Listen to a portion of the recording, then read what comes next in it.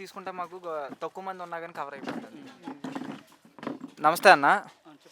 ఇప్పుడు జగన్మోహన్ రెడ్డి గారి హయాంలో గత 5 ఏళ్ళు ఒక ఉద్యోగం కూడా ఇవ్వలేదు అని చెప్పి అంటున్నారు. నారా లోకేష్ గారు ప్రతి సంవత్సరం ప్రతి జనవరి 1వ తారీఖు జాబ్ క్యాలెండర్ రిలీజ్ చేసి మేము ఉద్యోగాలు ఇస్తామని చెప్పి అంటున్నారుగా. నిజంగా జగన్మోహన్ రెడ్డి గారు ఒక ఉద్యోగం కూడా ఇవ్వలేదా? వీళ్ళు వచ్చి ఉద్యోగాలు ఇచ్చారా ఈ కూటమి ప్రభుత్వం? జగన్మోహన్ రెడ్డి గారు సీఎం అయిన 6 నెలల్లోనే 23 లక్షల ఉద్యోగాలు ఇచ్చాడు.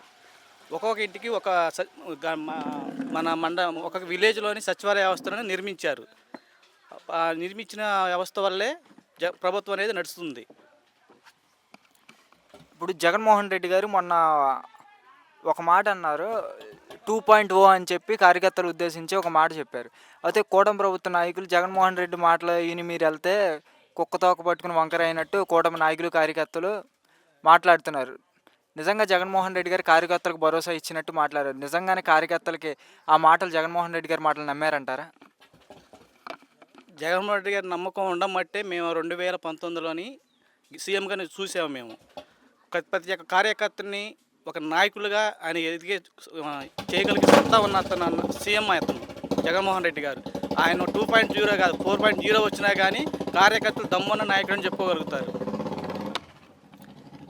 కానీ గత 5 ఏళ్ళలో జగన్మోహన్ రెడ్డి గారు వ్యవస్థలన్నీ నాశనం చేశాడు. ఆ వ్యవస్థలన్నీ మేము సరిదిద్దుతున్నాం అని చెప్పి మాట్లాడుతున్నారు కూటమి నాయకులు, ప్రజలు.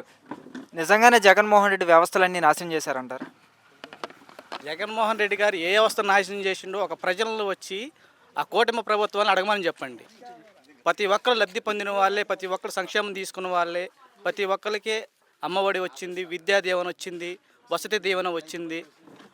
ఈరోజు ఒక విద్యార్థి ఫోన్ చేసి నాన్న నేను డబ్బులు కట్టాలి అమౌంట్ పంపించమని అడుగుతున్నారు. ఎందుకు?